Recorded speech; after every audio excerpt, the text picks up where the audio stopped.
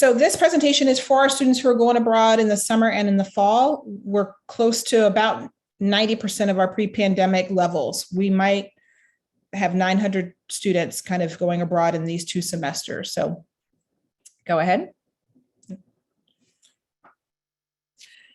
As I mentioned, my name is Carolina Robinson. I am the Director of Education Abroad. Chad Berry is Associate Director of International Health. And then we are advised by colleges. So Sarah Kidwell, who has just been promoted to the Assistant Director, is one of our college advisors.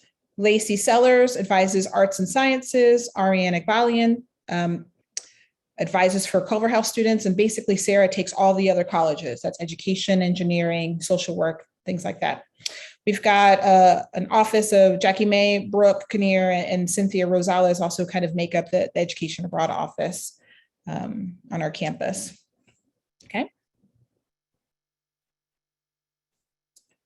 So today's agenda, we're going to talk about just study abroad really quickly as an overview. We're going to spend a lot of the time on health and safety, and that's something that Chad is going to discuss. As mentioned, we are quite lucky that we have a full-time standalone health, safety, and risk manager, and that's Chad, and not a lot of study abroad offices have that across the country. So he'll be able to kind of talk to you about what we talk to your students about and what our kind of safety and communication protocols are. Then at the end, we'll talk about academics and planning really quickly, culture shock, tell you how to get involved with students, and then we'll leave it open for questions at the end. So, we have a great challenge to try to help your students studying abroad. And we see that students come to us with different goals in the reasons why they want to do this experience. Some are wanting to study abroad to become a global citizen. Some want to do it because they want to immerse in a new culture.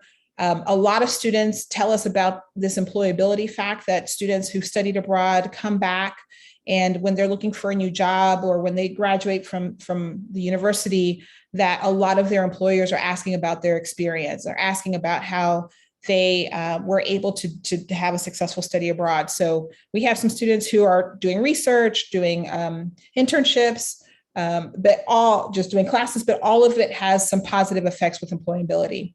We have students obviously wanting to experience the world, experience something that they've never done before. And then the point that we really stress is this is called study abroad. You are earning academic credit for this experience. This is not the expectation that Alabama is sending students across the world for a vacation, because if we were, why would you even pay tuition for that? So the academic piece is very important to us, and we try to mention that to students as well. We want you to have a great time and have a good experience, but academics must come first. Okay. So this slide is really important that we share with all of our students who do our Study Abroad 101. And we realize that it takes a joint effort. It takes a village to get your student abroad, right? So your student and the top of the circle in the family, they're researching their programs. They're, trying to figure out which kind of classes work, what semester works, but they have that support and they're having those discussions with you about the cost and how this is actually going to work.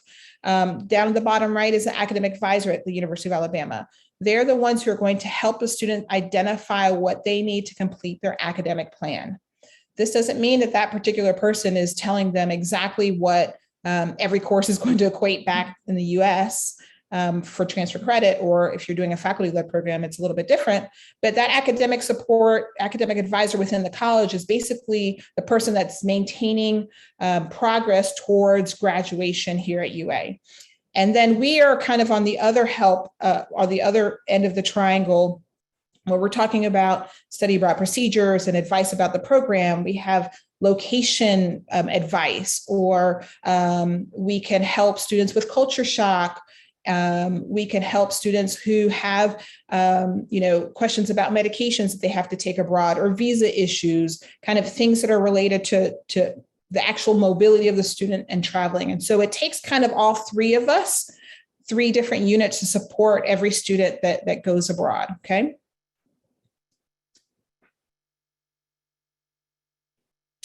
So, some of this, because we are already this far along into the program, you've already know what your role is and how you've been helping your student. Kind of deciding into research or destination. Right now, you're probably thinking about a lot of packing things and budgeting skills, obviously. But it's also scary because you're sending your child abroad to another country where they may or may not have done this before, maybe in a language that's different than they normally are used to speaking and hearing. And they're going to go to a place that's kind of uncomfortable. We know Chad and I are both parents. And so we understand that, sometimes there's at times in your life where you're really helping them. And there's at times in your life, you're also kind of letting them go and seeing if they can fly and make some of their own decisions and handle it safely. During the trip, we're expecting you to kind of check in regularly while understanding that you may not hear from your students every single day, especially the first day. The first travel day is pretty intense. I just got back from Ireland a couple of days ago, and it was about 24 hours where I just didn't make a phone call to my own kids here because of just travel delays and things like that, connectivity issues. So, please know that you just may not hear from them every second of the day or on a normal basis like you normally do. They're going to have to adjust. And sometimes that's difficult. It's really hard to study abroad. And we try to tell students we really try to kind of set that expectation.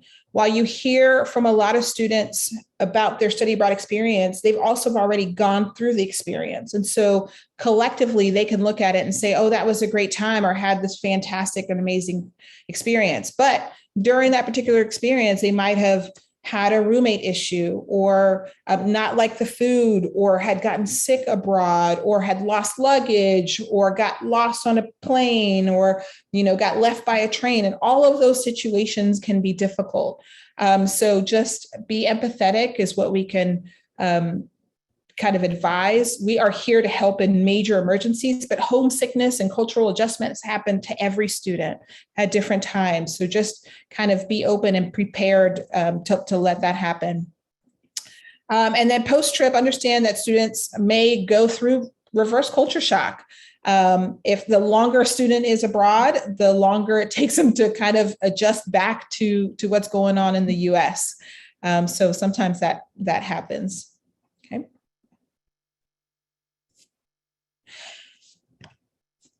So I'm going to talk a little bit about study abroad program types. And this is important to think about because there's a lot of kind of application and program costs and opportunities of who's able to support and help. So a UA faculty-led program is where UA students are going with a BAMA professor.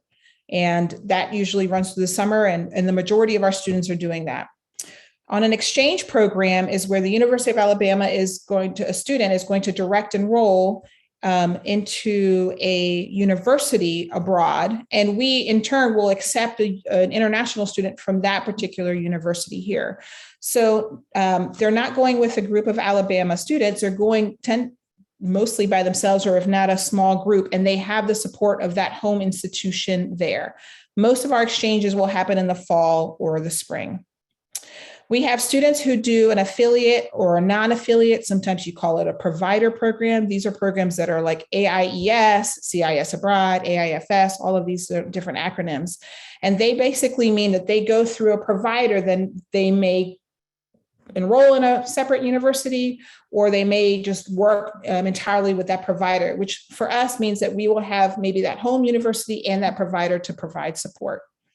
And then the last is a direct enroll, where an Alabama student is going abroad to another university. We are not receiving a student from that university, which means that the areas of support will come from our university and that direct person, the direct university. Okay.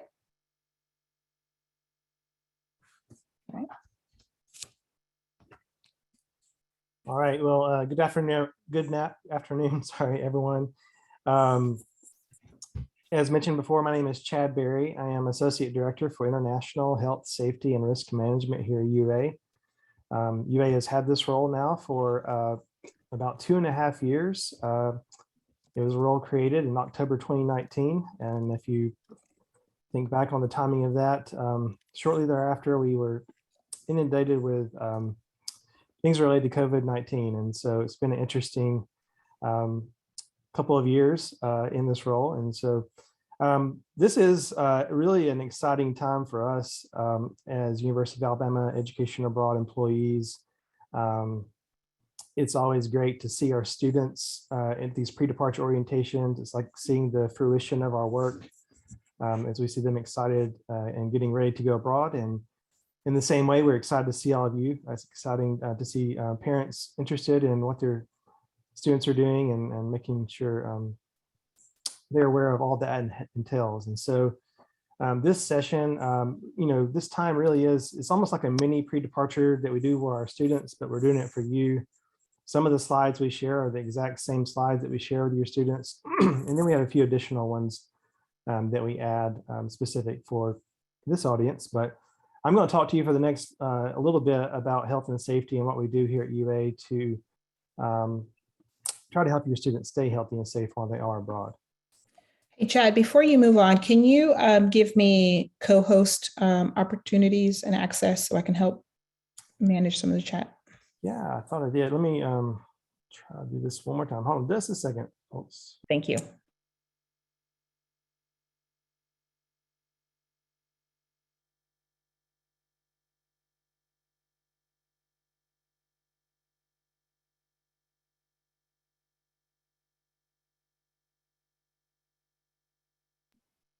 Hey, Caroline, I think I gave you the co-host ability now. So Perfect. Thank you. great. All right. So health and safety. Our number one goal for your students is that they return home after their trip safe and sound. Our goal, our business, our mission in education abroad is for students to have these transformative international experiences. And we really see that happen a lot with our students. They go abroad, they come back, and they have grown in so many ways. They've matured in different ways. They've navigated other cultures, maybe another language, different kind of classroom experience, and they're the better for it. And so we're excited to offer these opportunities, but of course we want to offer them in a safe way. And so to that end, we try to prepare your students well as we can prior to departure. And so some ways we do that. So first of all, we do have a required pre-departure orientation that all students who study abroad must attend in the semester prior to their term abroad. So for this semester, this spring semester, we have offered already 4 or 5 pre-departure orientation sessions. Students just have to attend one. And we're going to be offering 3 or 4 more before finals week here in just a few weeks. And so it's likely or possible that your student has already attended one of these. If not, then they will probably attend one in the next few weeks. But the goal of those orientations really is to inform and equip. So inform students of a variety of things. So we talk about health and safety. We talk about our insurance. We give them travel tips. We talk about academics and culture. We talk about several of the things we're going to talk about today in this session.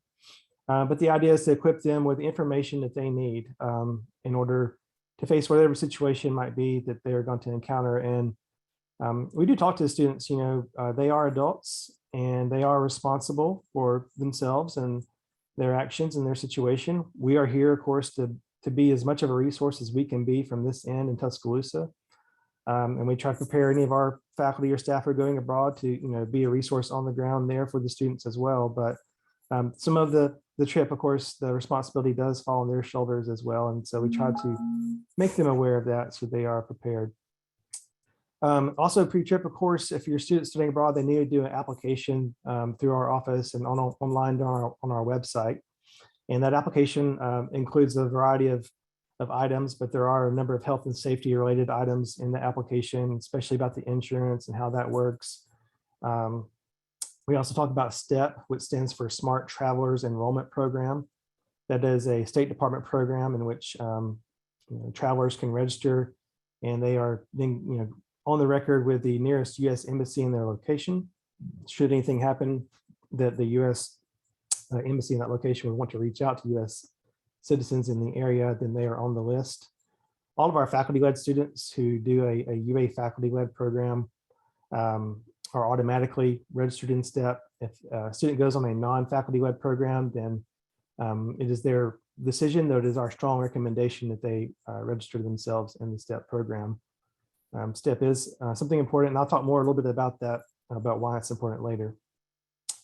And then faculty led. So the majority of our students who study abroad do a UA faculty led program. And these, as Carolina explained earlier, are led by UA professors, taking groups of UA students abroad, teaching UA courses abroad. So most of these go in the summer. And in terms of the training and preparation for faculty led programs, we do train and prepare our faculty who are leading these programs. We have several risk trainings, and actually in a couple of weeks that we'll be taking them through, so they're ready to handle some maybe on the ground crises or situations they may face.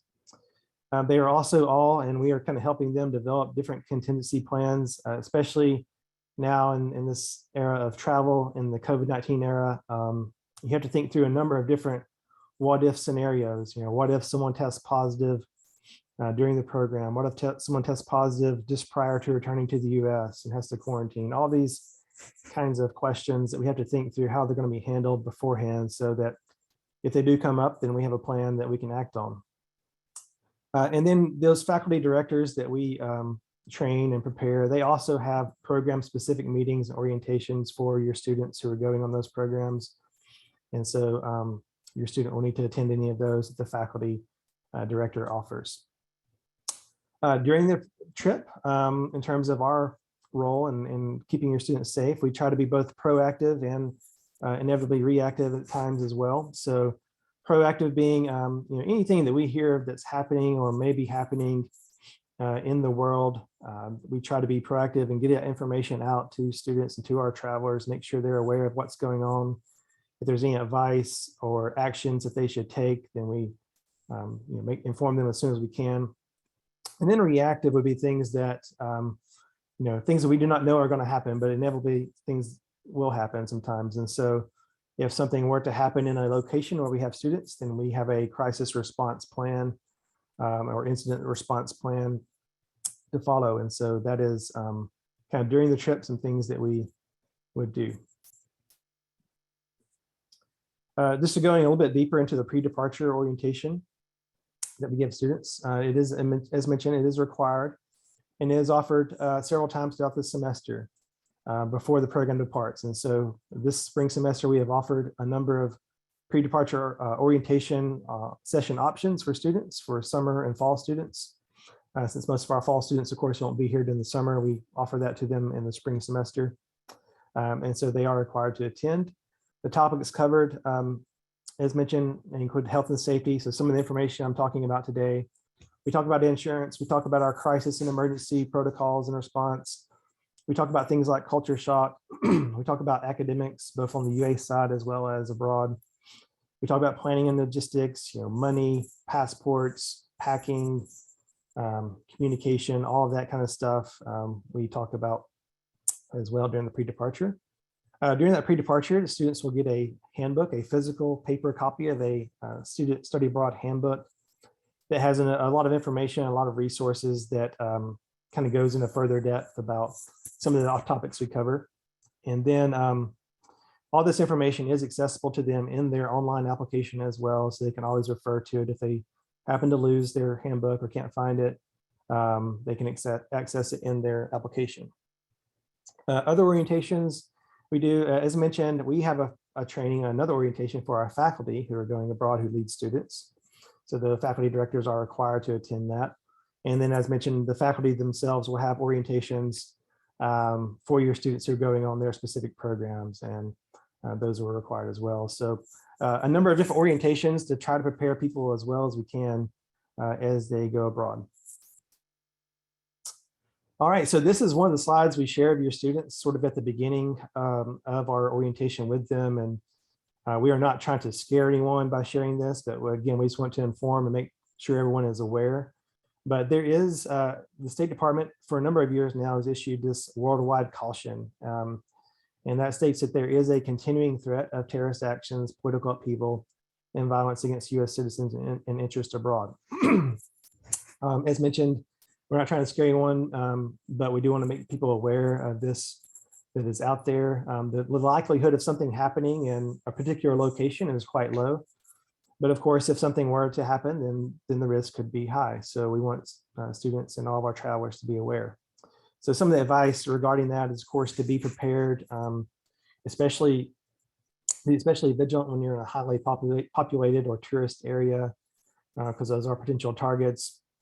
Monitoring kind of news sources and instructions of local authorities for what the advice is. And we also can push out advice through various means. Staying in touch with you all, their family and friends, registering in STEP. I've referenced that already once. I'm going to talk about it, have a whole slide sort of devoted to it in just a minute. I'll talk more in depth then. And then having an emergency action plan ready. And so part of that student handbook I mentioned on the previous slide, on page 51 of that handbook, there is an emergency action plan that has some questions and some blanks for them to fill in specific to their program, specific to their location. Things like, what's the nearest police station? Where's the nearest hospital? What's the 911 equivalent number in your location? And so we encourage students think through, find the answers to these questions before you go abroad, fill in the blanks, have it with you, take a picture of it. Then if something does, if some kind of emergency does happen, you're able to quickly refer to it and not have to sort of find that information out on the fly and kind of in the heat of the moment when it can be difficult. So having an emergency action plan is another key component of being ready. And then when we talk about our emergency communication protocol. So what would happen if we do hear about something that happens, let's say it's a natural disaster in Italy or a terrorist attack in some part of the world, what would we do? So the first thing we probably do is we'd pull a list of all of our students in that location, and we'd send them an email to the UA email account. And so your student does continue to need to check their UA email account while they are abroad, and just be on the lookout for any emails like that. If they get that kind of email, we ask them to respond as soon as possible. The email would say something like, we have heard about this incident in your area. Here's the advice that you should take. Here's the steps you should take. And then we're going to ask them, are you okay? Please respond that you are okay, or if you need help. And then we just ask students to respond as soon as they can. They don't have to write a novel. They can just say, I'm okay. And then we have record there, this time they were okay. And then of course, if they need help, then we respond, follow up accordingly with that. Another thing that we would also do is we have a new kind of way of communicating with students now, just in this last this academic year since the fall, and it's called Discord. And so Discord is, if you're familiar with Slack, Discord to me kind of seems similar to Slack, and it has like different channels you can create. So we have channels in Discord for each country, for example, and different topics. But if something were to happen that were going to affect a large number of students, we would probably push out some kind of notification through Discord, similar to that email with some information. And then students could like or respond to that message, let us know they are okay, or they need help. And then the third thing would be the International SOS Assistance app. International SOS, I'm going to talk a lot about International SOS in a minute, but they are an international travel assistance provider, help coordinate our insurance coverage as well. And so they have an assistance app. We ask everybody to download it, register with their UA email address. And by doing that, we can push out notifications through that assistance app. And in the same way, we can send out information, and we can create kind of built-in answers like, I am okay. And they just have to click a button, and it sends us a notification that they're okay. Or I need help, and it sends us a notification they need help. And so we would do that as well. So that's kind of 3 ways that we would try to communicate with your students in an emergency situation, 3 ways for them to respond, so that we can kind of cover the most students as quickly as possible and get any help they need to them. So in terms of crisis response, I'm going to talk about a few steps we take, how we communicate. We've talked a bit about that already, but also just kind of, what do we mean by emergency? And of course, emergency is could be a broad term. So we talk to students sometimes about, what is a real, quote, real emergency versus a perceived emergency. And so there are situations that your student may encounter that could cause discomfort or could cause stress in the various levels that are important and need to be handled. Maybe they are having roommate issues, maybe they're having homesickness, maybe they're having maybe they lost their phone or something like that. Now those are important situations that need to be handled in certain way, if certain other kind of details are given, those could indeed be real emergencies. But perhaps they're also just sort of a perceived emergency that would not require like a full-on, heavy response from our side of things. We want to try to give the students, of course, resources they need to handle those situations, but that might be more of an example, maybe of a perceived emergency, but a sort of a real or more serious emergency anyway would be things like some kind of personal medical issue where they have to go to the hospital or go seek medical attention. Something like a natural disaster or terrorist attack or a pandemic that affects a large number of people in a location could be a major emergency as well. So these are the type of crises that we are accustomed to dealing with and have experience dealing with. Our response on the UA side to different crises can vary based on the type of program. And so Carolina mentioned earlier the different types of programs we have here at UA Study Abroad. So we have faculty-led programs or led by UA professors. And then we have the exchange programs, the affiliate programs, the direct enrolls, non-affiliates, in which these are what we call third-party programs. So not led by UA in the sense of there's no UA staff, faculty, or otherwise kind of leading that program, but there could be, of course, there will be UA students in those kinds of programs. So our response with a faculty-led program is going to be, generally speaking, would be much more hands-on than our response to a student on a third-party program. So if it's a faculty-led program, again, that's a UA program, a UA faculty member. If there's some kind of emergency on that situation, we're going to be very involved in making sure everyone gets the support they need, because we are the main people responsible for that program. And so we want to make sure everybody's taken care of. If it is a third-party program, an affiliate, exchange, a direct enroll, a non-affiliate, we will respond as needed. And so that could be very hands-on, depending on the situation. That might warrant us to be very hands-on involved in that support and responding to that crisis. So it's not like we're not going to respond at all. We will respond as needed. In other cases, though, most of our affiliates, our exchange, direct enroll partners, they have very well-developed crisis response plans of their own. And they may take the lead in a lot of this kind of situations and regarding supporting students in an emergency situation. And we will be there to fill in any gaps or providing the support we can as well.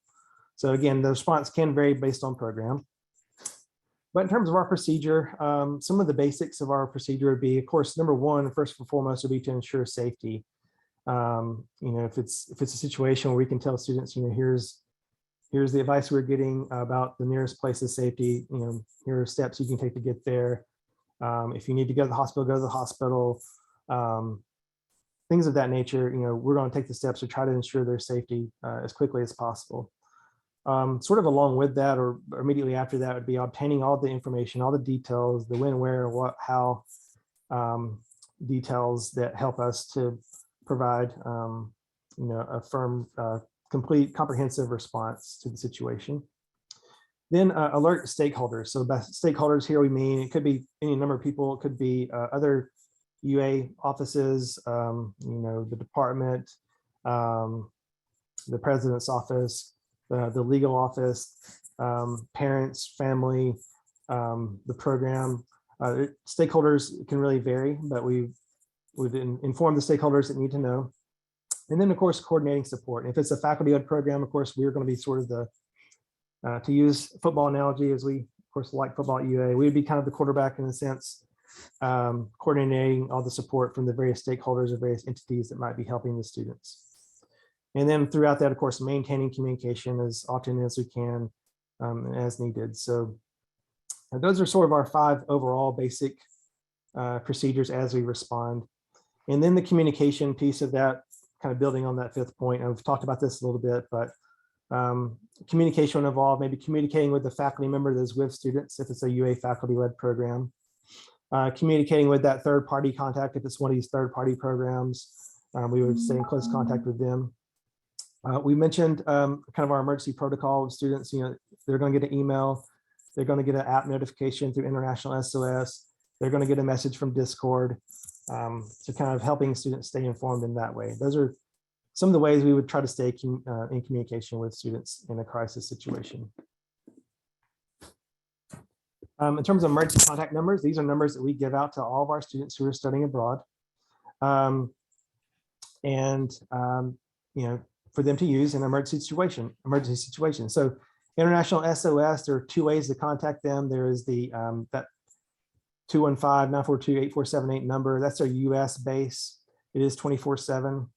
But also they could contact via the app. And really, if the student is abroad and they need to contact International SOS, contacting them via the app is the recommendation. And that's because International SOS has locations all around the world. And if they contact using that app, then it'll put them in contact with the nearest International SOS Assistance Center to them, which might be able to provide a little bit better support than the US-based office. Although the US office will answer, the US office will get them the help they need and route them to where they need to be. But that is how to contact International SOS. Here at UA, our Education Abroad office, of course, would be another emergency contact number, especially if it's during business hours, UA business hours, which are listed there Monday through Friday. Then we could respond. If it was after business hours, then students could call our UA Police Department there and let them know they are a study abroad student and this is going on. And the UA Police Department has a protocol that they would follow to contact the appropriate people about what the situation is and allow, it'd probably Carolina and myself. So then we could respond and contact the students or whoever is involved in providing any help that's needed. And then we do give students our cell phone numbers, Carolina and I do, for use in an emergency situation. They could contact us that way. We're also available on several apps, WhatsApp, GroupMe, etc. And then, of course, another emergency contact number everyone would need to know would be the local emergency number in their country or their destination they're studying abroad in. Obviously, here in the US, that's 911. Abroad, it would not be 911. So they need to do the research to figure out what that number is in their location. Of course, we can help with that, but that is another number they need to have plugged into their phone, printed off on paper. We tell them, definitely have a digital copy and a hard copy of these in case one or the other gets lost.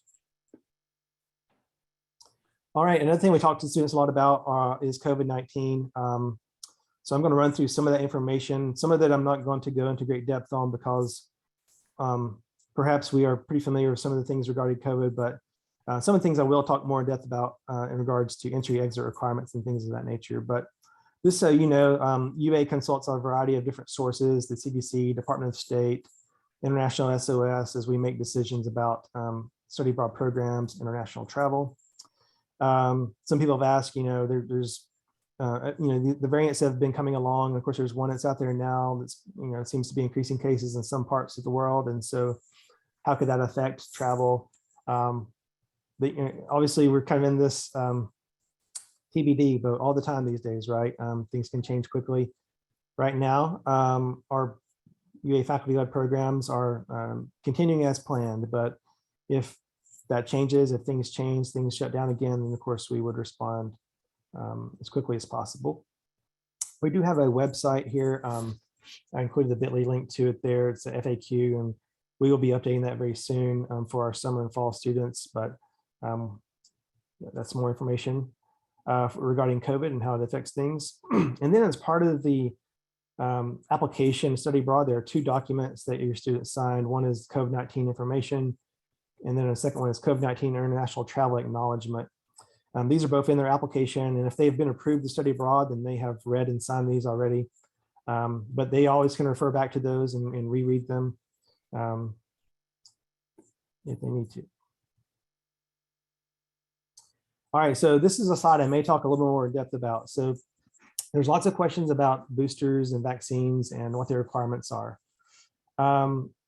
We as an office, we strongly recommend students be vaccinated before going abroad for a number of reasons, protecting their health, protecting the health of those around them, but also a number of study abroad provider programs and institutions, and even, of course, countries and locations are now requiring proof of vaccination in order to participate or in order to enter that country.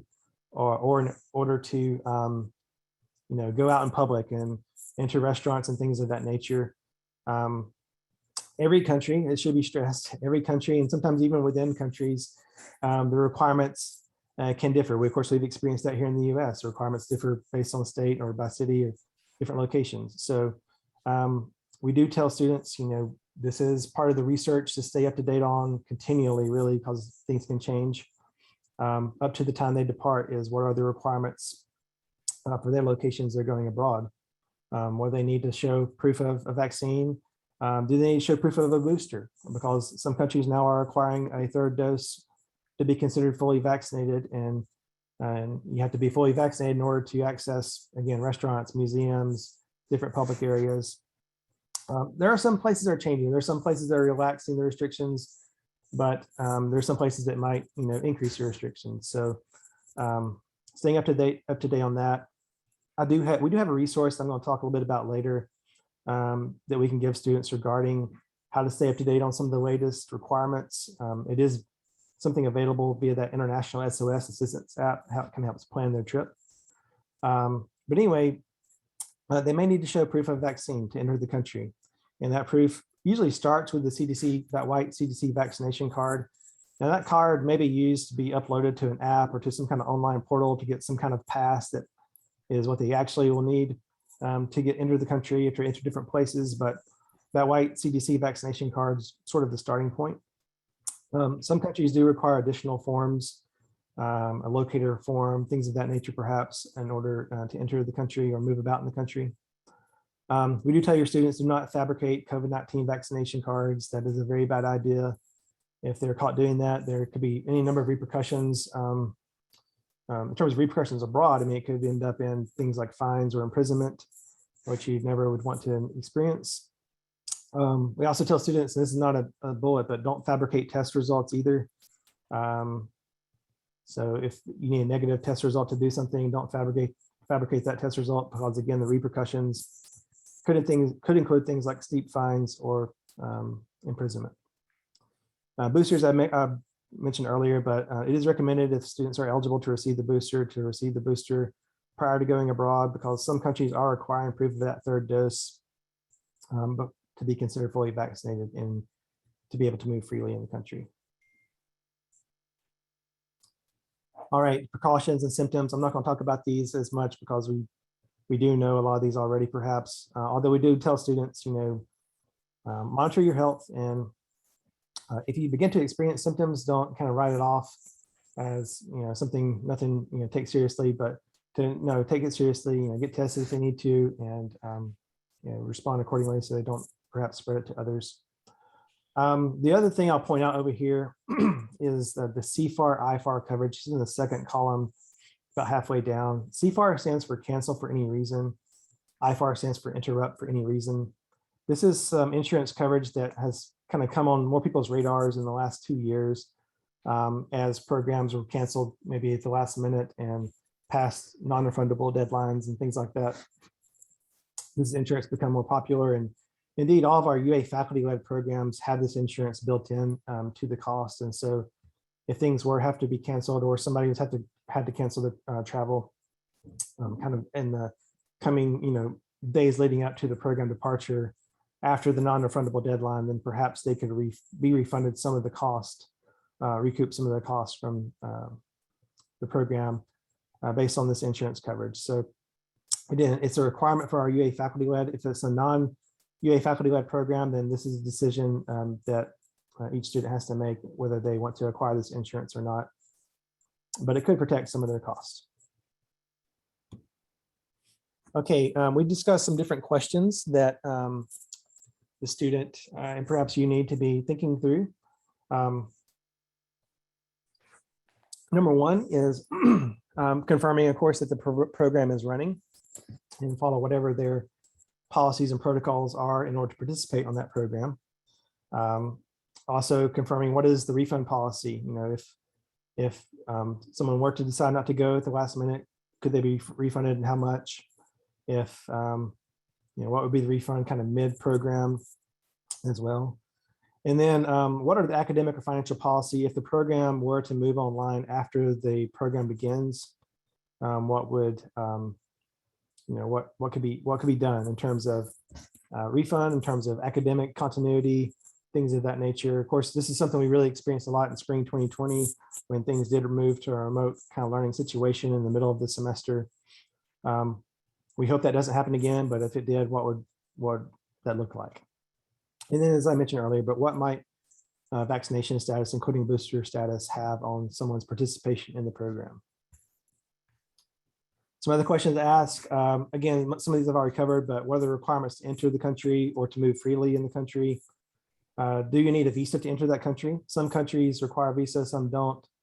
And just to clarify here, by visa here, we don't mean a credit card.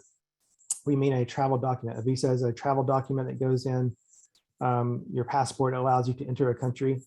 Some countries require you to have a visa to enter the country, no matter how long you're going to stay in that country. Some countries only require you to have a visa if you're going to stay for a longer period of time. That part of your students' research process and preparing to study abroad is, do they need a visa or not? And then what would be the steps to obtaining one? How might that be affected by COVID? Processing times are slowing down, of course, for a number of things. We do offer visa workshops in our office every Wednesday afternoon. So if students have questions about visas, that would be one kind of place they could help come get some answers to that question. And then COVID tests, are they readily available in your location? If so, where? And right now, this is really important for several reasons, but one reason would be because as of today, the US is requiring a negative COVID test within 1 day of travel in order to re-enter the US. And so as of right now, your student will require a negative COVID test abroad prior to returning to the US. And so figuring out kind of where that can happen before they go is a good idea. And then another question related to location would be, what would happen if they left the country where they're studying abroad in, say do a weekend trip in a nearby country, and then try to re-enter their study abroad location? Is that possible? If it is possible, what steps need to be taken? Really, our recommendation, the safest, the route of least regret is to not do any traveling outside of the country where you're studying abroad in until your program is over, or maybe you do it before your program, but don't do it during the program, because if you were to get stuck for some reason, either because maybe you have to test in order to re-enter and you are asymptomatic, but you test positive, now you have to quarantine in a different country, that would be problematic and not much fun to deal with. Or, maybe the borders begin to shut down quickly and you can't get back in your study abroad location in time. That would be another scenario where, again, you might be stuck outside of where you need to be. And so our recommendation would be to hold that kind of travel till either before or after your program is over. Some other travel questions to think through. What is the airline's flight refund or flight change policy? We are recommending students buy that flight insurance. Usually when you buy a flight, kind of towards the end of the process, they give you the opportunity to buy flight insurance. Maybe in the past, people didn't do that as much, but this is a time when we do recommend get that flight insurance to protect the cost of your flight in case your plans change or the program's plans change. And then I've talked a little bit about the cancel for any reason or interrupt for any reason coverage already. This is automatically included in our UA faculty-led programs, but if you're not on the UA faculty-led program, it is your decision whether you should purchase it or not, but it could protect some of your cost. Hey, Chad, I'm going to jump in real quick and just talk about what Bill just mentioned in the chat. And I want to mention that there is a kind of a take along BINEX COVID test that is acceptable for US requirements for reentry. It's a take-home kind of COVID test, but it has to be the one that either comes with the app and you have to be on video surveillance in order to get it, because obviously you just can't take a random take-home COVID test and just say, hey, I did this yesterday. So there is a specific one that is required, that is basically CDC or US entry acceptable. And I've had a friend use that upon entry and that worked well.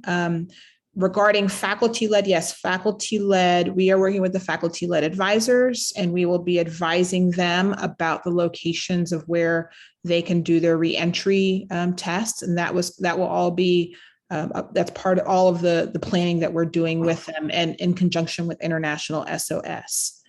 So there are a couple of brands, again, of take-home COVID tests.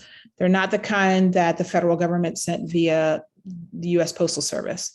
They're the kind that are a little bit more expensive, that come with an app, that come with sometimes video surveillance, and we'll dish out a QR code for acceptance. So I just wanted to mention that, and I think some people are putting that mention in the chat. Also, just to mention, one of the questions was, do students need to get a visa? And as Chad mentioned, for normally visas are for programs for longer than 90 days, unless we have actually a program that's going to India this summer. And that particular program, every student upon entry into India needs a visa. So the visa question, again, as Chad mentioned, you can come to our Research Wednesdays. You can come and talk to us, but normally that faculty member or that program provider is sending information about visas. Thanks, Chad. Sorry to interrupt. That's great. Appreciate you jumping in there. Because we do want to answer your questions, and as we go along, and then also we'll have some time for questions at the end as well. But those are good questions. Lots of stuff to think through these days. A little more complicated than it was a couple of years ago, to be honest. All right, continuing on. So yet another situation that we are now dealing with. Of course, you've heard probably about the situation in Ukraine.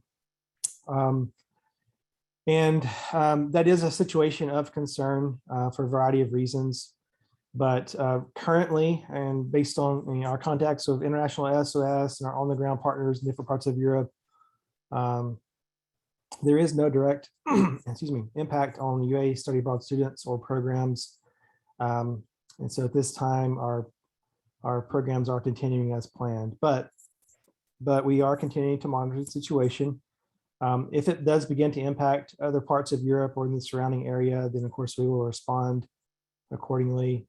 Whatever the case may be, students should not travel to Russia or Ukraine. Of course, we don't have any programs going there. But if, again, students have the idea on their free weekend, they can all go over to Ukraine or Russia, that would not be allowed if we hear about it. But if we don't hear about any, students should not do that.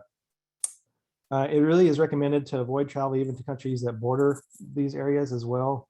Again, we're not seeing those border countries really impacted too much right now, but if there is a area that's going to be impacted sooner, sooner than later, or before other areas, it'd probably be those border countries. And so we would recommend not traveling to those areas as well. Sources of information, kind of as mentioned earlier, but the U.S. State Department would be one. International SOS is another. I put OSAC on there. OSAC is a group kind of affiliated with the U.S. State Department, but connects kind of the academic field with State Department kind of experts and resources. And so we're part of that as well. All right, so I'm now going to be talking in more depth about International SOS and all that is offered through them. They are our international travel assistance provider that UA partners with, and they provide a lot of good resources and information for students, even now. So prior to travel, students should be receiving a pre-trip advisory email from International SOS that includes lots of information kind of about their destination, kind of the medical situation, the security situation, different things to be aware of as they go abroad there. It also includes location-based alerts. I mentioned earlier, if they have that app, something happens in the area, they're going to get some kind of notification. So there's location-based alerts. There's also a check-in function. I talked about if there's an emergency or crisis, then we can push out these notifications, and students can just check in and say, they're okay, or they can respond with further details. One big key, to getting that support from International SOS really is having the app on their phone. It's called the International SOS Assistance app. and they can access that via their, most of the, Android, Apple Store, all that. It's in all those places. And so downloading the app, using their UA email address, the UA policy number, which we'll talk about in a second, and then it connects into the UA study abroad application to their itinerary for their program. So some further details. So regarding the international insurance in particular, so this is insurance that is specifically designed for international higher education travel. So specifically designed for study abroad students, really. Some highlights of that insurance include it covers up to $250,000 per accident or sickness. So if the student has multiple problems while abroad, they get sick one week, they break an arm the next week, they could get covered up to $250,000 per incident or sickness or issue. So it's good insurance that way. There's also a $0 deductible. So the premium is charged via their UA student abroad account, but there's a $0 deductible, although it is possible, given the situation where they might be seeking some kind of medical attention, they might have to pay up front initially if they're not able to arrange payment with International SOS prior to going to the hospital or to the medical provider. But just keep the receipts, keep all the documentation, and then they could be reimbursed for those costs they paid out of pocket. This insurance also includes emergency or security evacuation, which would be or could be a major expense if not covered by insurance, but this insurance does cover it. And so that's another highlight. There's the number. I've talked about that. I've talked about using the app. When you use the app, again, use your UA email address, but also use this policy number here. And students get this policy number in many different locations in their study abroad application, in pre-departure orientation. But that is the policy number that they should use when registering in the app. The insurance does have a few exclusions. So if students were to get injured doing one of these activities, skydiving, bungee jumping, things like that, then insurance might not be so inclined to cover the cost of that kind of situation. Some people ask, why is this international insurance required?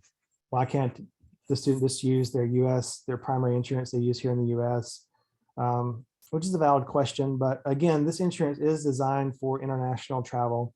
Some US domestic policies don't have all the inclusions that our international insurance has. And so by requiring all of our students to have the same insurance coverage, we know exactly, that it's going to meet the duty of care and all that it's going to cover. And we don't have to figure out what, 1,500 different students insurance policies may or may not cover. We know all of our students have the same policy, have the same coverage. And so, that's kind of the basic answer to that, but this is good insurance for study abroad. So it covers medical expenses, it covers emergency evacuation. Another kind of special coverage it includes that not a lot of other insurance may include would be medical reunion. So this would be a situation where maybe a student has to stay in the hospital for a longer period of time. And the insurance could fly that family member to be by their side during that period of time they are in the hospital and cover the cost of that travel and, if it's needed. So of course, you see in parentheses, the star here is make sure that you as a family member have a valid passport and could get to your student quickly if you need to. So that's something to try to take care of sooner than later, perhaps. The insurance also includes mental health coverage, and this can be done on the ground. We can set up, find mental health counselors in our study abroad locations, but also it can be done online as well. And so it does include mental health coverage. It includes some other kind of benefits as well, trip delay, things of that nature. All the details about the policy are found in the study abroad application. So if you want to read more about those, then you can find those there. Hey, Chad, I'm going to jump in and answer a few questions about the insurance. Just so you guys know, as Chad mentioned, that insurance is a requirement for all students who study abroad and basically for any faculty and staff who's doing university-related, university-sponsored experience. People asking questions like. So just so you know that this is a cost that's already included in the cost of your program, and it's not a separate registration. It's not a separate bill. This is already included. The UA study abroad insurance is an insurance that is, the policy is an ACE Chubb policy, but our international SOS is essentially the provider that manages that insurance policy. So when we say UA study abroad insurance or international SOS, it should be kind of seen as the same thing. They're going to go directly through international SOS to access the benefits that are in the ACE Chubb policy. Great, yeah, thank you. And I saw a question like, is the international SOS is insurance the same as the UA study abroad? And basically, yeah, when we use those terms, we use them in the same way. Those equal each other. And just to mention, right, insurance policies always protect the institution. So if a student is going on a provider program, they, in many cases, might be doubly insured. They will be insured by the University of Alabama because it's a requirement, but maybe that particular provider will also have an insurance policy on them that protects each of the institutions that are either sending or receiving students. Every single student will be covered with the international SOS, regardless of program types. That's right. So regardless, yeah, the faculty, the affiliate, the exchange, the non-affiliate, direct enroll, and faculty-led, of course, all will be covered in the same insurance. Yeah. All right. Well, I'm gonna move on, and we can have more questions about that later. It's fine. But some other things we talk with students about regarding managing their health. So really important, if they are on any current medication that they take on a regular basis, then we encourage them to continue to do that. Do not think they can, kind of take a break while they're abroad and not take that medication. Continue to stay on that medication as prescribed. Now, you have to be mindful of certain host country might have different laws regarding medications. So we do tell students, get an adequate supply before you go. Keep your prescriptions in the original containers. Get a note from your doctor showing that you are prescribed this medication and are required to take it before you go abroad. So, and we tell students, use your personal insurance, your US-based insurance to get those medications before you go abroad. Also part of managing their health, immunizations, and we've of course talked about the COVID vaccine and boosters, but beyond that, some locations have additional recommended or required immunizations or vaccines. They can arrange those at the Student Health Center here on campus at the travel clinic. Of course, we are nearing the end of the semester, so if they want to do that before the end of the spring semester, then they need to hop on that pretty quick, but that would be one option amongst others out there to get those if they need them. And if you're kind of wondering, what those recommended immunizations might be, the CDC really is the website to go to. If you go to the CDC website, then click on the country you're going to in the drop-down menu, and then it kind of spits out all the information. Right now, of course, it spits out a lot of information about COVID, but scrolling on down, it'll give you a list of recommended or required vaccines or immunizations for going there. So that would be a place to find the information. Some other resources, and I've alluded to these at different times, but the State Department, the travel.state.gov website has lots of information that is very relevant. Each country has a page on that website. So that would be a good site to check out before you go abroad and get all the details that the State Department is sharing about that. And then the STEP program, which I've referred to, I told you I was going to talk more in depth about this later on. And so this is the time. STEP stands for Smart Travelers Enrollment Program. And this is a State Department program where US citizens can register, and the US Embassy and the locations where they're going would have record of them being there and their dates and locations. And then if something were to happen that would impact US citizens, then that embassy would follow up, contact those people with appropriate steps and advice that they may need. This is something that's done automatically.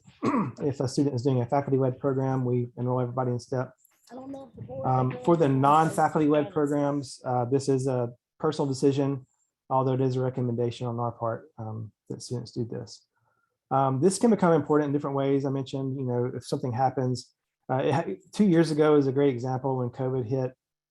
Borders began to shut very quickly. And in a few cases, students were kind of caught in a situation where they couldn't get to the airport, they couldn't change their flight in time, and they weren't able to get out in the country kind of before borders closed. But if students were enrolled in STEP, then the U.S. embassies around the world, many of them arrange charter flights for U.S. citizens to get out of the country even after the borders have closed. And so if you're enrolled in STEP, then you got those emails, you got the information, and our students were able to get back to the U.S. But that's just one example where it kind of came into play, but that is the recommendation for that. Some other things we talked to about with your students, the UA Student Code of Conduct, it still applies while students are abroad. So if we hear about some kind of potential conduct violation, then that could be shared with the Student Conduct Office here at UA and repercussions accordingly. Same as if something were to happen here on campus in Tuscaloosa. The Personal Emergency Action Plan, I've talked about that earlier, but it's in the student handbook on page 51. It's a kind of a list of questions and blanks to fill in regarding their location, the local emergency number, the local police, the local hospital, all those kind of questions. Figure that out before you go abroad. And then we share some travel tips. I'm not going to show this video, but we show them, this is kind of 5-minute video. This person kind of gives some basic travel tips and we show that to them. Many of those tips are kind of reflected in this list. One of the golden rules that we tell students that's reflected in that video we show is she tells people, do as the locals do. And so that is good advice, generally speaking, when you go abroad. Just try not to stand out, but try to blend in with the local population as much as possible. Not standing out can make you a target for a variety of schemes and things. So try not to stand out. Don't get out large sums of cash if you can help it in public. Be careful about giving out personal information, whether that's at checking into a hotel or otherwise. Keeping food and drink in sight while socializing. Really a lot of this advice is advice that they need to be adhering to, here in Tuscaloosa as much as anywhere. So that same advice would apply abroad, of course. Carrying cash in more than one pocket, consider using a money belt is a good idea. Don't go out alone. So we recommend groups of 3 at least. And we say groups of 3 because if something were to happen to some person in that group of 3, then one person could stay with the person that needs help. The other person could run and get that help. And so that's why we say groups of 3. And then I've talked about the emergency numbers and then international SOS. Those are numbers that you need to have plug into your phone and copies of as well. All right, academics and registration. So that portion, thank you for your attention. I know we went into some depth there about health and safety, but it is super important, of course. We want your students to be prepared and to be healthy and safe while they are abroad. And so those are some of the things we do to try to help that happen. But I'm now going to turn it back to Carolina. She's going to talk some about academics and registration. Thanks, Chad, for that. Hopefully I've been able to capture most of the questions in the chat. So go ahead, Chad, if you can advance the slide. So I wanted to mention that students, because this is a study abroad program, students are going to always have to register for a course, regardless if they're going on a UA faculty-led program or a provider program. So if they go on a program that's not a faculty-led, they're going to be enrolling in a CIP, Capstone International Program placeholder course. Your students have been emailed information about the CIP course because registration started at the end of March. And the CIP course is set by how many credits that they're going to be taking abroad. So if somebody's going to Italy through AIFS in the summer and they're taking 6 credits, they're going to be enrolled in a CIP placeholder for 6 credits. There is no tuition that is assessed for the CIP placeholder. There's only 2 fees for the CIP placeholder course. It's just the insurance fee that's based on a $55 a day and a $125 study abroad fee. All other costs are paid to the provider or the home institution, that kind of thing. If students who are doing a exchange program also enroll in the CIP. Students who do a faculty-led actually will enroll in a course, that they're familiar with, that's not a CIP. So it might be a business course or an English course or social work course or some other, geography course, just a regular course that is included. Okay, just to kind of clarify that. So for students who are going on non-faculty-led programs, again, this is a provider, an affiliate, a non-affiliate, a direct enroll, or exchange. This is where you kind of need to pay attention. And sometimes we have students take a snapshot of this. We also kind of test the students in the application. If students are going to go abroad, and even if they sit at the London School of Economics with a provider, and they're actually taught in this school in London, if their grades from that study abroad experience is going to come back on an American transcript, that means they might be in the London School of Economics, but the University of South Florida is providing that transcript, then students will earn letter grades, and that information is calculated into their GPA.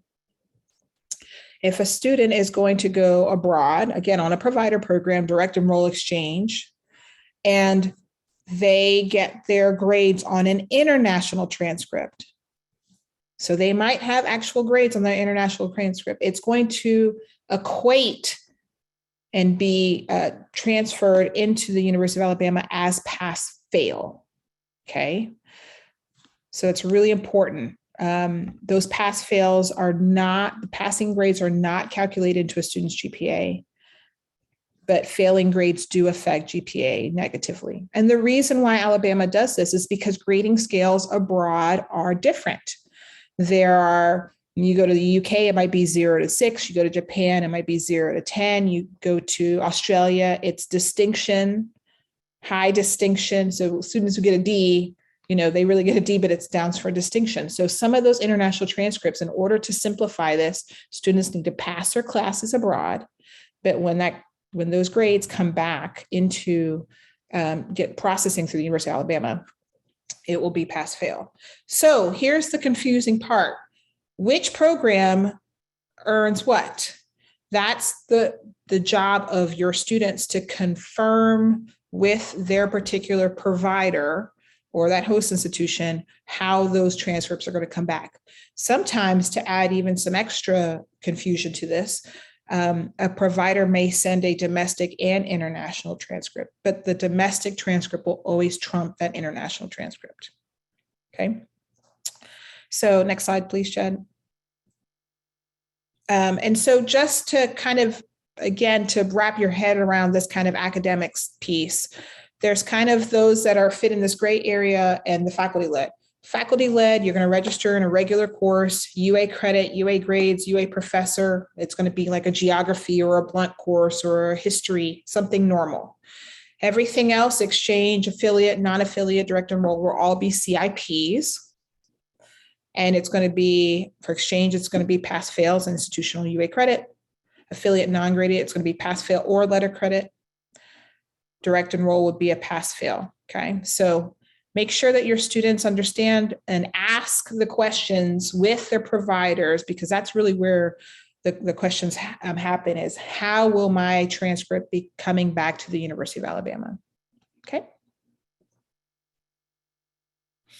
So we're in the middle of registration right now. And so these are kind of some important dates. If you fall into the summer or the fall into the fall category, you're going to have a few different dates. Today is an important date for students to request scholarships. So if students are on using a merit scholarship, like students who've gotten scholarships for their tuition, they have to request a form in their study abroad application. It actually is done through MyBama, and they have to do it by today for the summer or the fall. Okay. Another big date that's coming is the last day to enroll in the CIP placeholders. That's May 2nd. But again, your students have gotten, most of those emails have already been sent before registration started. So if your student hasn't enrolled in a CIP, just tell them to come in our office. We'll get them figured out. It's not a big issue. Students' bills will post on May 10th. That's the confirmation date. But for faculty-led, many of you guys have already started and have completed and paying these programs. These are just registration dates. These are just payment dates based on the registrar and student accounts deadlines.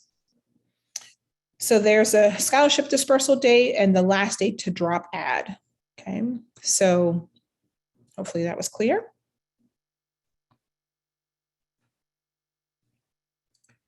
So planning and logistics. Chad, do you want to talk about this one since you have access to the enrollment letter? Sure. Have you applied for your passport? So we do talk about a couple of things for your students regarding planning and logistics for their program. I mentioned earlier kind of one question that students need to figure out is, do they need a visa? But of course, prior to that would be, do they have a passport? And is that passport valid? Some countries require your passport to be valid for 6 months after the end of your program. And so students need to check their passports, make sure they have at least 6 months after the end of their program still on there. And if they don't, then they might need to apply for a new passport and do that as quickly as possible, because again, processing times can be delayed right now. And then do you need a visa? Do you need a residence permit? That is a question. It's going to be location by location. So as mentioned, a lot of countries don't require a visa unless you're going to be there for a longer period of time, but not every country is like that. Some countries require you to have a visa upon arrival, even if you're just going to be there for a week or 2 weeks or a month, you may still need a visa. So we did have those visa workshops in our office every Wednesday afternoon, if students have questions about that. But in order to get a visa, you may need different things. So you may need things like enrollment letter from UA, which can be kind of acquired through the Students My Bama portal and through the registrar's office. There's also proof of health insurance. I can usually help them get, if a country, a visa requirement is some kind of letter, then I can help them issue that. Some countries do require that kind of letter, but not all. And then some foreign admissions letter. So if a student is doing particularly an exchange program, an affiliate program, non-affiliate, a direct enroll program, where they're going to be taking classes at another institution abroad, then to get the visa, they may need proof that they have been admitted to study at that institution. And so this would be something that comes from the provider or from the institution. This kind of letter would not come through UA. That potentially could be another requirement for the visa. If you have questions about this, we encourage students to contact their education abroad advisor, and we can help kind of get the process started for those letters. You may need originals, and those can be picked up in our office, 144 BB Comer. Checking the requirements on each country's embassy's website, or again, the institution provider often would provide these requirements too. So just be very aware, do not procrastinate, do not wait to the last minute on these because sometimes they take more time than you think to get all these documents back, and it's what you need to enter the country. Regarding finances, we've talked some about this already, but scholarships, Carolina covered that slide, talked about WIN scholarships. If your student's using for example, a presidential scholarship or a national merit scholarship, that slide included the dates that those funds will be dispersed based on the term your student is studying abroad. We also talked to students about creating a budget. So, thinking through all the expenses they may require, food, housing, transportation costs, perhaps money exchange kind of fees, things like that. We talk to your students about how they can do that, give them some resources for that. But that's a good piece of advice that students need to think through. We also, to this end, we offer a Money Matters workshop in our office every Wednesday afternoon as well. So Wednesday afternoons are kind of our workshop Wednesdays. We have the visa workshop, we have a Money Matters workshop, we also have a course equivalency workshop. So that could be a kind of one-stop shop time for your student. Carry cash. So excuse me, some countries are not as credit based as the US is. They may need to have some cash on them at all times to pay for a variety of items. When I lived abroad, the country I lived in, this was the case. We pretty much never used credit cards. It was pretty much cash only at that time. Budget sheet. So we do have a budget sheet that students can use to think through all the different possible expenses they may have. And this can be particularly important for students maybe using financial aid or GI Bill benefits, things of that nature, to kind of estimate their cost for their program in order to get the right amount of aid dispersed to them. So that is also available via the study abroad application. Obviously, there's a number of different apps that are coming out frequently, Venmo, PayPal, etc., that can be used to pay for different things. Some locations abroad, that will be standard procedure. Maybe some locations, maybe not. Again, maybe some locations are more cash based. This depends. Cash and cards, so carrying coins with you, making sure you're aware what the pins are if your student's going to be carrying a credit card, being very aware what the PIN number for that credit card is. And then, of course, notifying the credit card company or the bank regarding the travel that's coming up. So they're aware, number one, if they see charges start to come in from another country, that it's not a situation where the card was stolen and is being used, but no, that's actually the right person using the card abroad. So making sure they're aware, and then making sure you're aware also of any foreign transaction or ATM fees that might be incurred if you use those cards abroad. So some banks have fees, some don't, or some, those fees can vary by amount as well. So be aware what those are. Write down the card info. Of course, you're gonna have your card with you, but you also need to have a hard copy of what your card info is in case it were to get lost or stolen. You could call the company, cancel that card, put a hold on it, and you'd have the information you need to do that.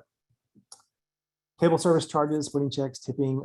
So obviously here in the US, we're kind of more of a tipping culture, and splitting checks, is not as frowned upon either. But abroad, sometimes that can be a problem. In some countries, tipping is not a thing at all. Some countries, trying to split a check with a kind of a large party would be a problem, would be kind of rude, maybe not even possible. Some countries, instead, maybe they have a table service charge instead of a tipping kind of situation.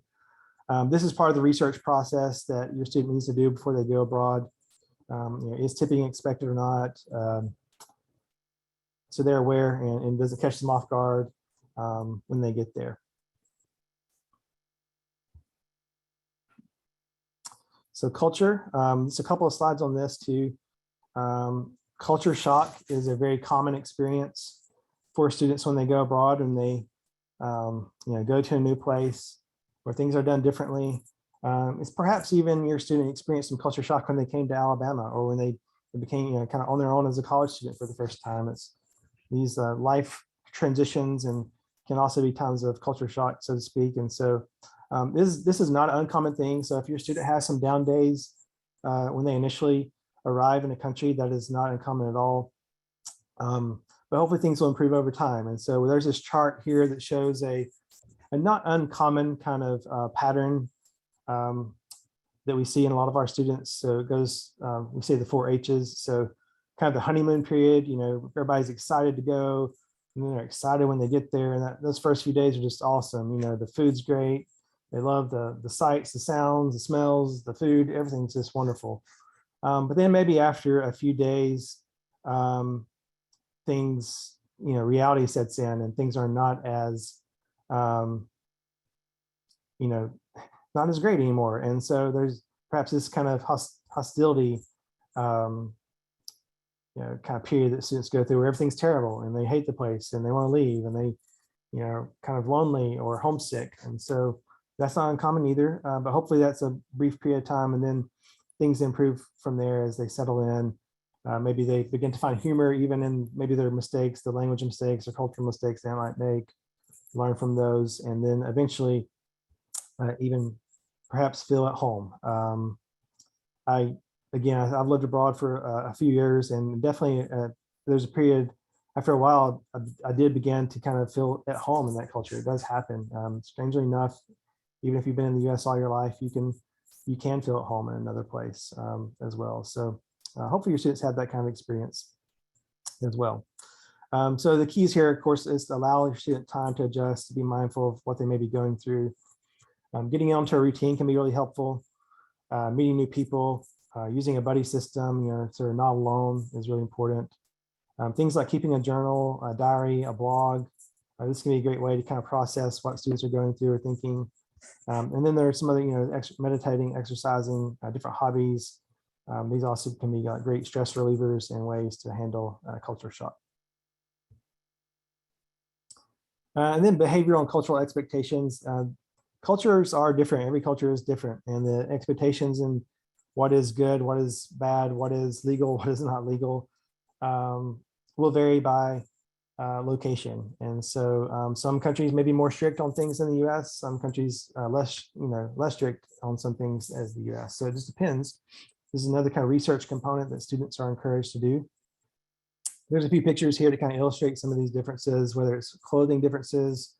We want to be mindful of how the people, again, kind of do as the locals do, how are local people dressing, how are local college students dressing, and try to sort of match that so that you don't stand out as an American student.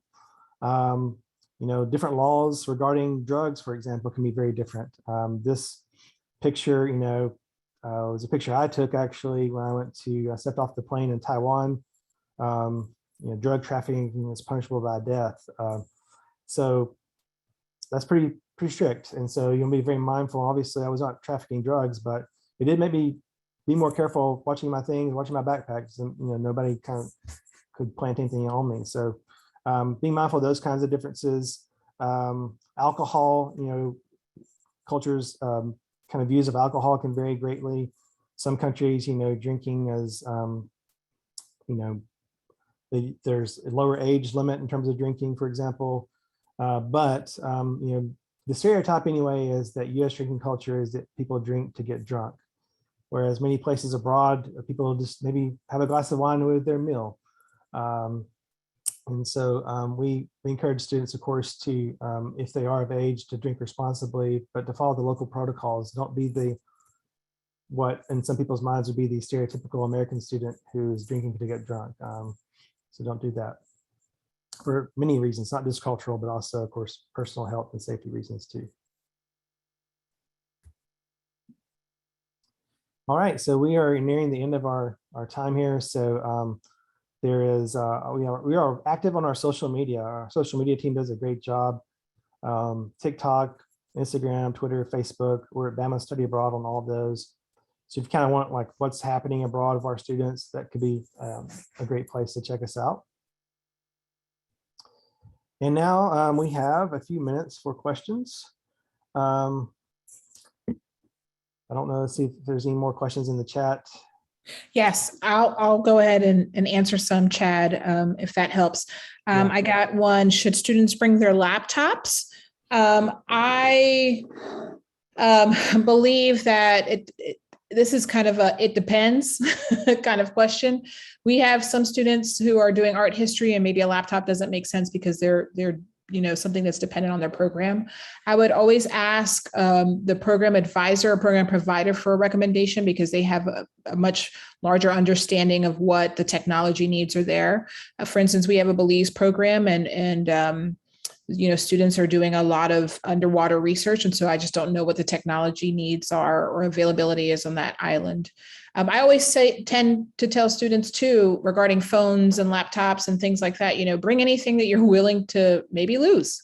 So are you, if you have a laptop, make sure you have insurance. If you have a phone, make sure you have insurance. Make sure you back up your pictures or have some other way to back up your pictures. Because for me, I know at least I'm okay with losing my phone, but I'm really mad at the pictures that I had on my phone. And so I have everything kind of backed up to a shared drive.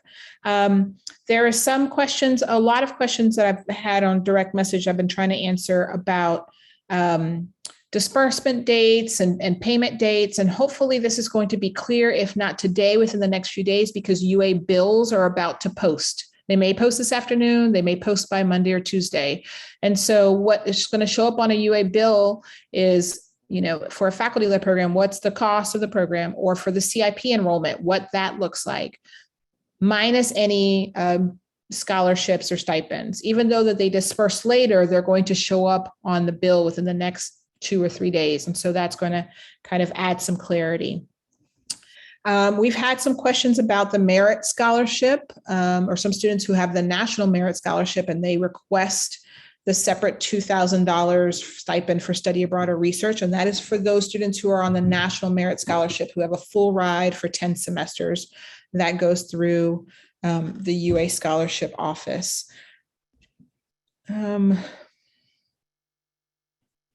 Cell phone plans. Yes, cell phone plans are very confusing abroad. And as I mentioned, I'm just abroad now, and I used, I have a AT&T, and it's $10 a month, $10 a day for data, which is quite expensive, but I also worked while I was abroad. So we have students do a couple of things. Number one, they just turn off their cellular service and use Wi-Fi for any calls. That just means that they're not going to have data all day long. And that's actually okay because you can download Google Maps and use them offline. We have some students who get kind of burner phones and will pay for cheap phones in Europe for a month. I probably don't recommend as much of getting a SIM card in the US to kind of make sure it works abroad. I would always recommend to get a SIM. If sometimes it's as easy as changing a SIM card, but do that in country and not in the US because it just sometimes it's easier and makes sense. But a lot of students do a combination of all of that, that they're mostly using Wi-Fi and will FaceTime when they have access to different locations. We are part of an EduRoam. Our Wi-Fi at the University of Alabama is part of the EduRoam network, and EduRoam is abroad at most universities overseas. And so there's some connectivity that happens there. One of the questions was on insurance, Chad, and if insurance is going to cover your student from the point that they leave the US to the point that they return, regardless of what country they're going to study abroad in. So if they're going to study abroad, let's say in Japan, well, we don't have any students who want to study abroad in Japan, bad example. If they're going to study abroad in France, but they decide to spend the weekend in Spain, they'll still be covered in Spain during their program dates. Yeah, and that would be my my answer. Exactly. During the program dates, they are covered regardless of where their study abroad is happening. Yeah. So some of the questions that I'm seeing in the chat are also, I'm not sure if my student completed this form. I'm not sure if the student completed this document. Is there a central place where these forms and these links are available? And the answer to that question is yes, it is in their study abroad application in Teradata. So this is the application that students have used to start their application to get approved. Sorry, my video is off. To get approved, to move through their process. And so all of these links in the study abroad forms for scholarships are all mentioned in their study abroad application. So they could start there to get that information first. So does the student need to register for faculty-led program classes? Yes, everybody needs to register. Again, the faculty-led registrations are going to look like a normal class. It's going to have a normal subject code like a history or geography or an English. All other students who are using provider programs, affiliate, non-affiliate, direct enrolls, will be enrolled in a CIP class. Faculty-led students have been giving that access. Everybody has been given a permit to register.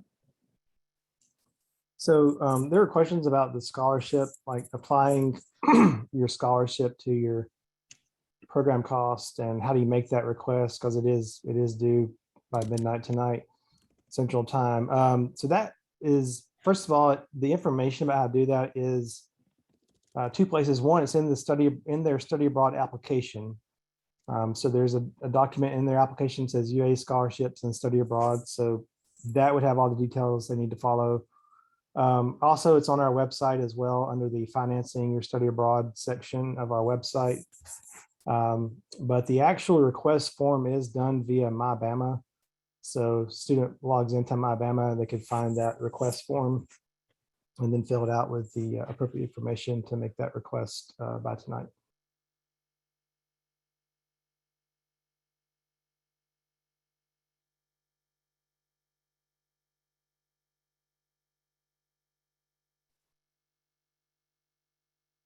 Any further questions? So I'm going to answer some that I see, Chad, here, specifically as it relates to questions about housing on their program or questions about meals on their program. So either the provider or the faculty member will have those deep details about those particular programs. They should be coming out with an itinerary, especially the faculty-led are meeting with their students and talking about this is our schedule, and on these days we'll have breakfast that's included in the hotel, but these days, we might have an evening off, and so dinner is on your own. And so those questions about the types of housing, how much money to bring for meals, which meals are included on the program, which meals are not, either need to be addressed with the specific faculty member or that particular provider. So there's to answer that particular question.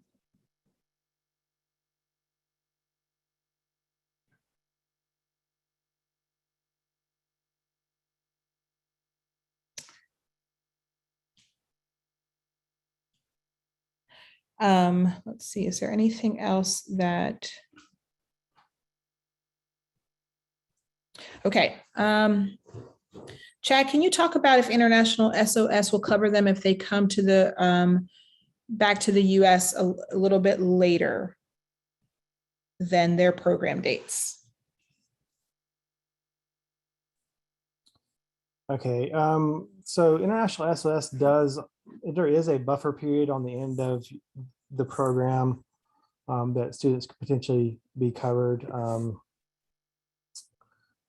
if something were, if they still needed it, but it does include a buffer period of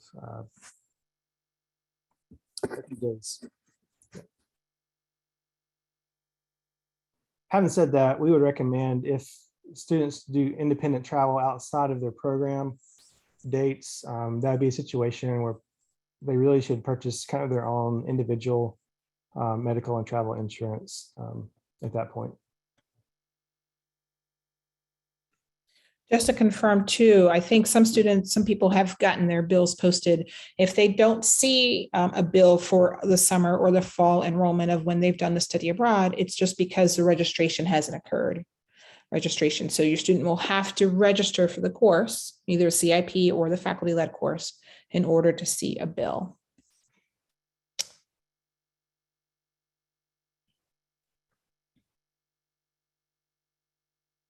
Let me see if there's. Okay, there was a question again about some of the hotels for the Italy trip. So again, the faculty-led directors will have specific knowledge about the hotels. For exchange programs, does Presidential Scholarship just cover the program tuition? So exactly right. This is to answer BB's question. Because an exchange program bills UA tuition, the Presidential Scholarship will pay as it normally does. It just pays the tuition portion of the trip.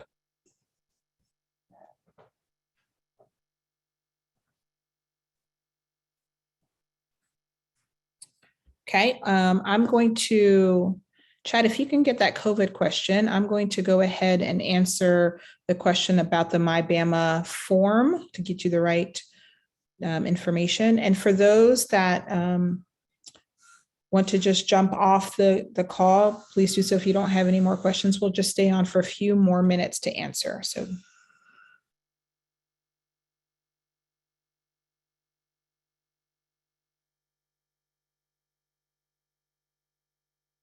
Chad, you're muted.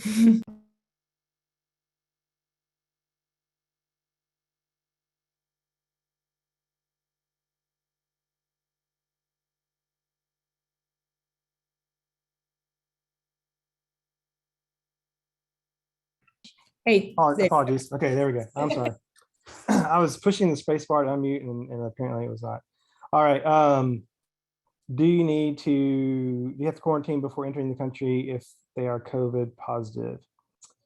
So right now, the CDC recommendation, if somebody tests positive, prior to going abroad, so you're still here in the US, the recommendation is that you wait 10 days, that you quarantine for 10 days prior to travel.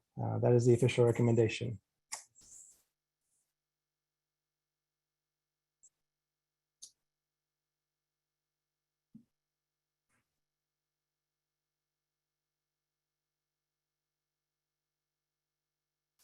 The scholarship question, Carolina just posted about, you go to MyBama. MyBama just kind of got a new version of it in the last few months. You go to MyBama, there's like a search bar button function, and you can type in study abroad scholarship, and it takes you to the right place to make the request. So I think your name is Erica. Hopefully I'm not butchering it. I'm sorry. Your question about the presidential scholarship.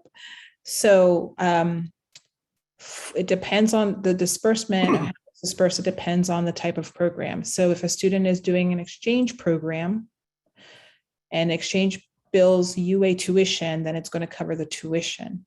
But if student is doing a provider or direct enroll non-affiliate program where tuition is not being charged on the UA bill, then they're going to get that scholarship refunded. And then you all, Erica, will decide how to use the money towards the study abroad cost, because again, tuition is not being billed at the university.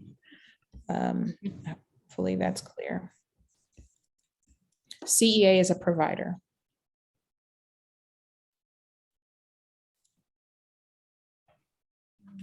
So Kelly, the presentation will be sent a link. Well, it's going to take a little while to get this thing uploaded and posted to YouTube, but a link will be sent to your students. Hopefully we will send it by Monday. Okay. Yeah.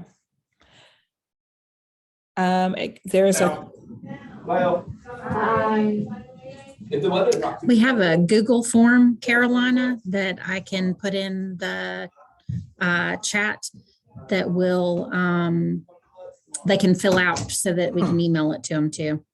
Well, a lot of people have left, and so I'd rather just email it to everyone. Student. Yeah, we'll just email it to every student that again, we'll have access to every student, and we'll put it in the notes. Forward this to Sounds your parents. good. Yes, thank you so much. And so there's some questions for maybe BPUCCIO or David. The presidential scholarship request form needs to be submitted today. Hopefully they've done it. They go to MyBama, hit the search bar, study abroad scholarship request, and that request will pop up. And so that just needs to be done today. And there's a question about staying in a hotel for 6 weeks. Again, you'd have to go specifically to the faculty or the provider to give direct questions about housing and meals.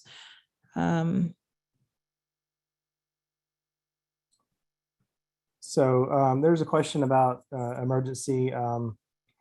So there are several emergency contacts that you could contact. Number one, International SOS is kind of 24/7 on call international assistance provider.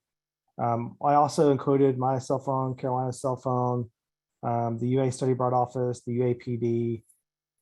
If it was a faculty-led program, of course, the faculty director would be really the first kind of person to contact, since they would be on the ground there. Those are some of the emergency contact numbers. Obviously, if it's a super urgent situation, then the equivalent of whatever 911 in that country would be a place to start.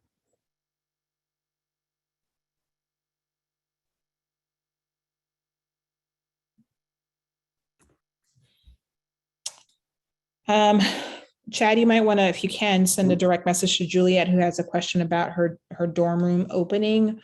I think she just really depends on the time that her daughter is going to decide to go abroad, and then that's when insurance will start. Yeah. Absolutely, you can unmute yourself afterwards. I think it's just the request isn't automatic. Somebody has to review the request, Erica.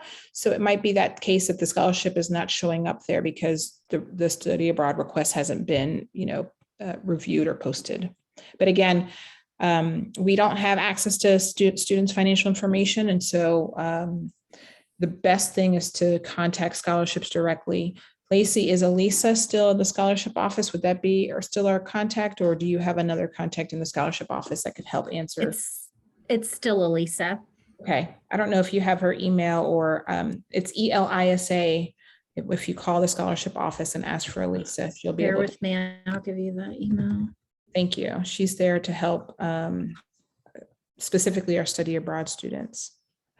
So would it be possible to know if anyone else is going to Ireland on the same program with my daughter?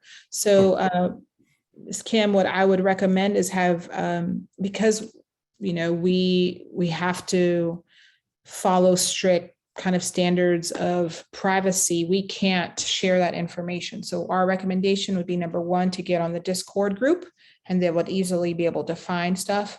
Or two, if your daughter wants to send like a little intro message and saying, hey, my name is Caroline and I'm going to Ireland.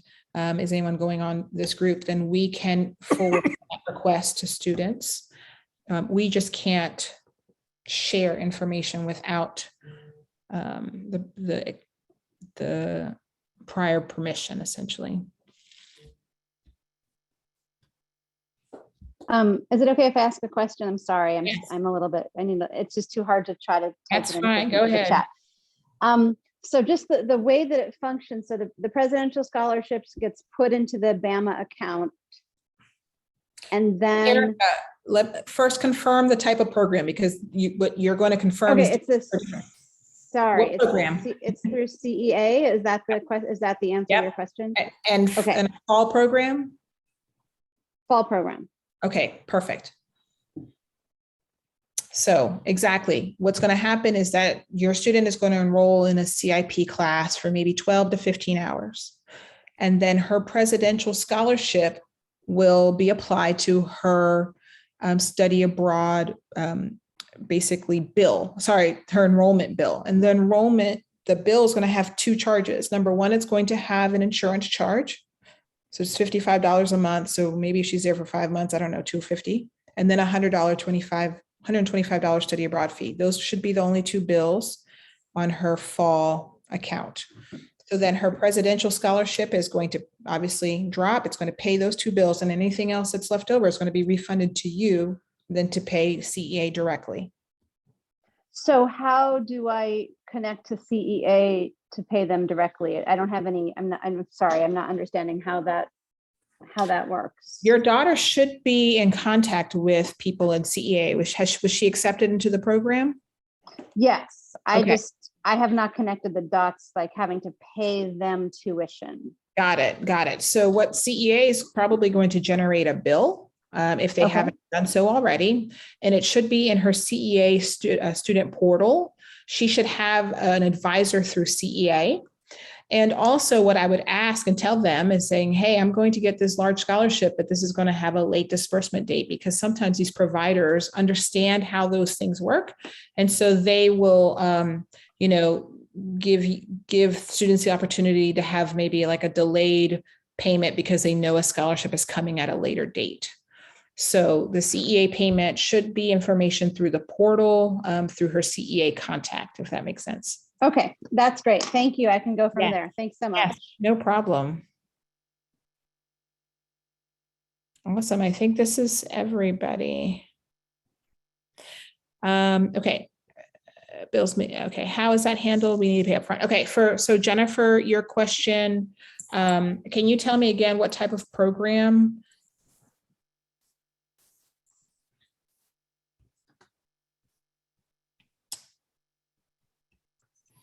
Okay, so for Greece, for UA faculty led, okay. So if not today or in the next 2 days, you're going to see a UA bill that's going to be generated. And so yes, scholarships funds pay out in May 26th, but confirmation is May 10th. What we really need to see is that, that scholarship is going to come, And so, for instance, if the program is $5,000 and you know that you're going to get a $1,000 scholarship, you only need to pay the difference, which will be $4,000. We're not expecting people to pay ahead of time and then get refunded. It's all going to be generated hopefully correctly on the bill. And by May 10th, that means the bill has been paid or confirmed by either student direct funds and or scholarships. Okay, so if you've paid all of the amount outside the scholarship portion, you should be okay. Yeah. I want to answer a question. I don't know if I addressed it earlier up in the chat about if somebody tests positive prior to returning to the US. So our insurance does include a $2,000 quarantine benefit if somebody has to quarantine in that kind of situation. Potentially, the cost of that quarantine at the end of their program could be covered up to $2,000.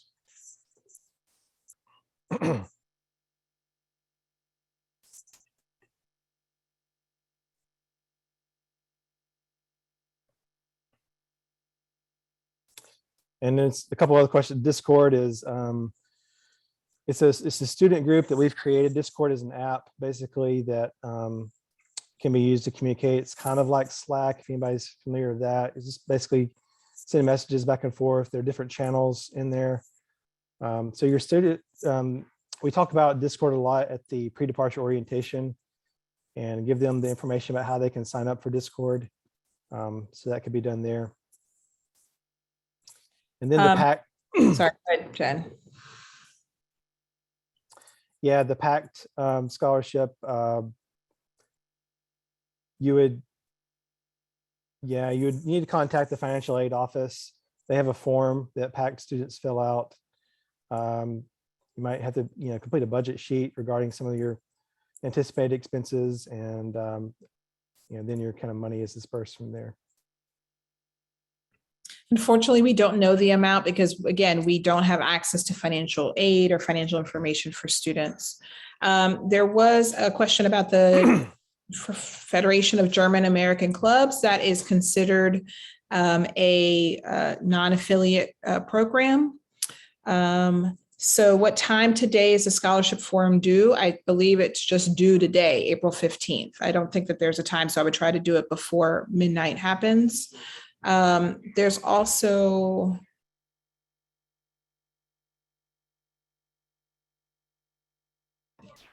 sorry about that. There's a question about a student who's doing a 1-month program in Spain, and they're a national merit student.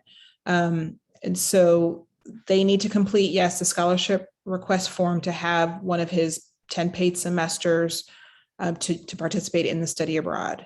So that's correct. If he's only going to use 8 semesters on campus, he needs to use a request form and needs to complete it today. Again, found on my BAMA to request that.